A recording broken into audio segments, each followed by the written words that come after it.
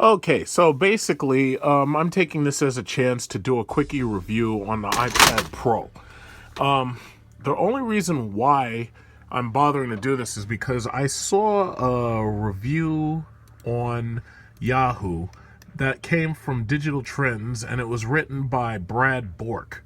And the question that he asks is, can an iPad Pro replace your laptop? Here's what happened when we tried it. And I'm going to leave the link to this review that he wrote in the bottom section, the URL section of this video. But I'm going to keep my opinion very short, and I'm simply going to say my answer is no. Now, he says the price is the biggest issue. He says an iPad Pro starts at $800, but of course you'll need to spend more for the keyboard accessory. And something he didn't mention is the fact that the Apple Pencil, some people recognize it right away, some people don't, but the Apple Pencil is $100. So you're talking about having to buy the pencil separately, and you have to buy the keyboard. That can set you back basically a little over $1,000, because you figure the tax is going to be like $100 or close to it when you factor in the price of the smart bed, the tax on that, the Apple Pencil, the $8 tax on that. Basically, you're getting set back $1,000. If you're lucky, you won't get set back any more than that. But he's saying price, in his opinion, is the biggest issue. Now, the iPad, the regular iPad, the iPad Air, those have cameras built into them. And if you've ever seen somebody, recording an event with the iPad camera, you probably say to yourself, this is the stupidest asshole I've ever seen. Why are you using that huge, ridiculous thing to videotape this concert or whatever you're at? And, I'm glad that they do include a camera, but my problem is the iPad Pro is so large that holding it up to record anything is absolutely ridiculous. Now, the FaceTime camera makes perfect sense on all of Apple's products, because you figure, if you're talking to somebody while you're doing work, that's one thing, like if you go to another country. But my problem is, if you're traveling, would you really want something the size of the iPad Pro with you? It's really, really, really big. It's almost twice the size of my regular iPad. So would you really want to bring something that large while you're traveling? Now, some people would say yes, they'd want to, but me personally, I'd rather have an iPad mini to go traveling. So this way I could pop a SIM card in the LTE model, and I could use it so that I could use it for maps and whatever. Like if you saw my Seychelles or my Dubai video, when I go to these other countries, like I'm planning to go to Argentina, Buenos Aires, and I'm planning to go to Montevideo, Uruguay. And I'm going to bring, obviously, an iPad along so I can use it as a map. So this way, when I walk around, I'll know where I am, and I can send Facebook updates, yada, yada, yada. And I'll be on their network using one of their SIM cards on my LTE model. But the iPad Pro is so ridiculously big, I wouldn't even want to bring that with me at all on the plane. It's just too big for that. So can this replace a laptop? I would say the answer is no. It's too big. It doesn't justify its size because, unlike a laptop which has USB ports and has like a CD drive, DVD drive, the iPad Pro is just it's something that, if you're an artist, yeah, it makes sense if you're an artist. But other than that, I can't imagine using that, because it's really not a content producer. It's a content consumer. You can watch web browsing, you can play some games on it, but ultimately when it comes down to it and you need to do work, a laptop is simply irreplaceable by anything other than like a netbook computer, especially if you want to use it to travel, or if you want to use it in places where setting up something the size of a 3-monitor desktop isn't feasible. Now, as you see right here, this is my iPad 4th generation, and this right here is an LTE model, as you can see.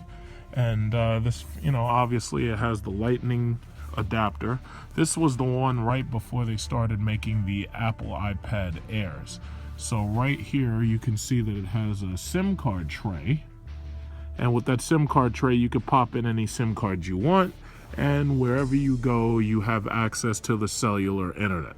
So this actually is a decent purchase, especially if you wanted an iPad and you don't want to spend top dollar. I could get an iPad mini just to have something that'll fit in one of my cargo pants pockets. So if I go to another country and I want to use their network, I can just use that as a map. Of course, I can also use my cell phone, but really for that purpose, I would much rather have an iPad mini than to use a cell phone like I did when I went to Dubai, because this way it's slightly larger, and you also remember that the iPad's batteries last for a solid 10 hours.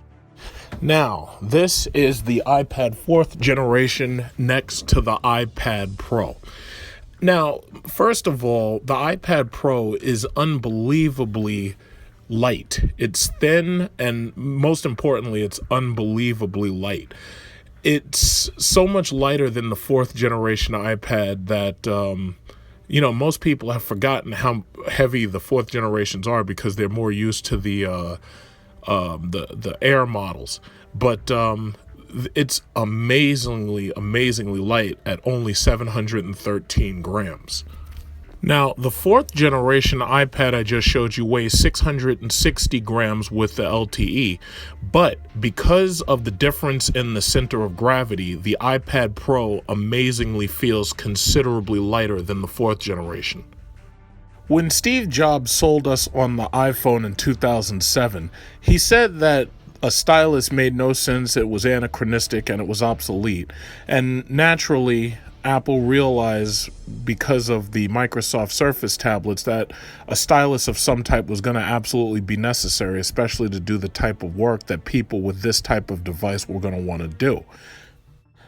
Unfortunately, rather than just selling us the pencil alongside the Apple iPad Pro, Apple felt it necessary to separate the pencil and to make you buy that separately, which I think was absolutely ridiculous.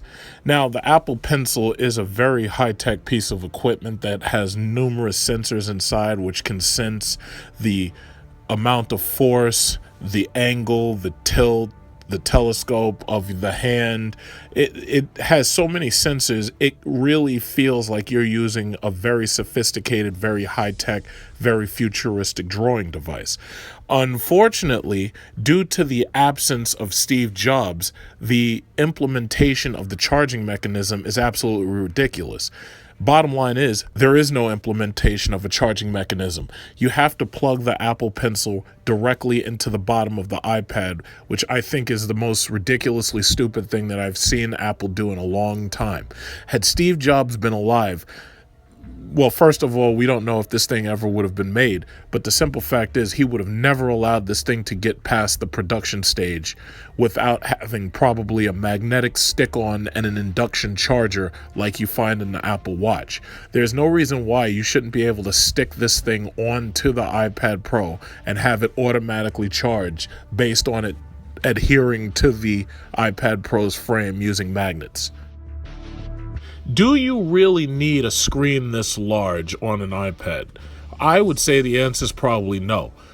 You think about it, the first generation Mini has a 7.9-inch screen, and that's actually a pretty large screen.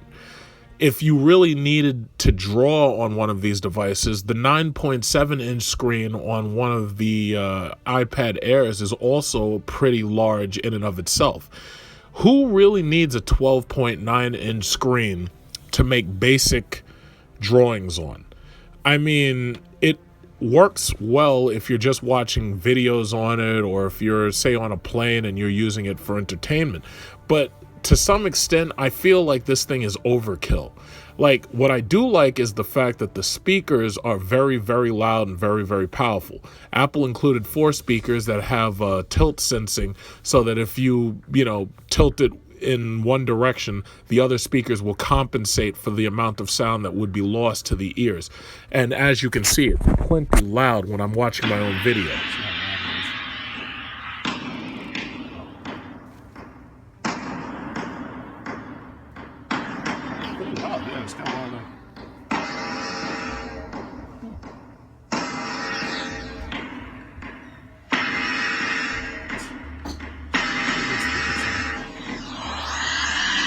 Oh, they got them on the side.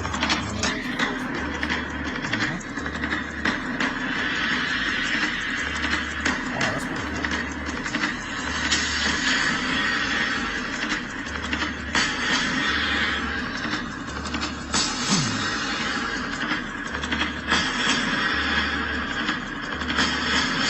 wait till they make the 300 with this engine. I want that thing so badly.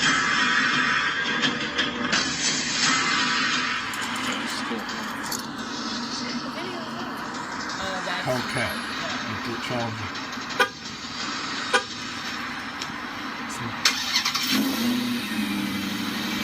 Core Ford, they don't make engines like that. They don't make 4 doors like that. I'm glad you think so. But they don't.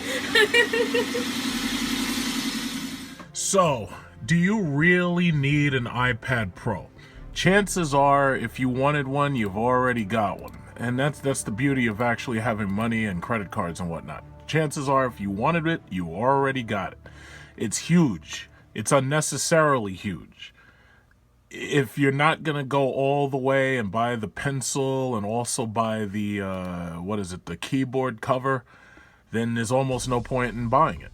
But if you don't have an iPad at all and you absolutely want an iPad, you absolutely want the iPad Pro, chances are you've already accepted the fact that you're going to spend $1,000 for this thing. And most likely you'll feel a little bit of disappointment when they come out with the iPad Pro 2 and it has the charger for the Apple Pencil that I'm saying that they should have had in the very first place. So let's say you were to get the space gray one, and if you wanted it with cellular, unfortunately you can't buy this thing without cellular if you're not getting the 128 gigabyte. In order to get the cellular connection and Wi-Fi, the LTE, you have to have 128 gigabyte, which means that you're already pushing yourself past $1,000. Now, I'm very disappointed about that because as far as I'm concerned, the iPad Pro, it pretty much doesn't justify its own existence beyond the standard iPad Air. But let's say they do, justify its existence. In my opinion, why is it that as a pro, quote-unquote pro, why is it that the 32 gigabyte and the 128 doesn't come with LTE cellular? I'm a little disappointed in that because, frankly, I don't need 128 gigabytes in one of these pads. See, I love having 128 gigabytes in my phone because that's the thing that I'd most likely be trying to record 4K video on. I certainly wouldn't be trying to record videos of that size on an iPad. I just wouldn't do it. To me, it would just be like ridiculous having to hold that thing up and try to record. It just doesn't make sense. So here's the thing: the 32 is $799. That's $800. The Apple Pencil adds another $100, and then you've got $949 for the 128. But if you want to get the cellular, you're gonna have to go all the way up to $1,079. So let's say you do get that one. Forget the Apple Care for a second. I don't just buy. What is those things? I don't buy warranties just because. But anyway, you can add engraving and this, that, and other. It's free.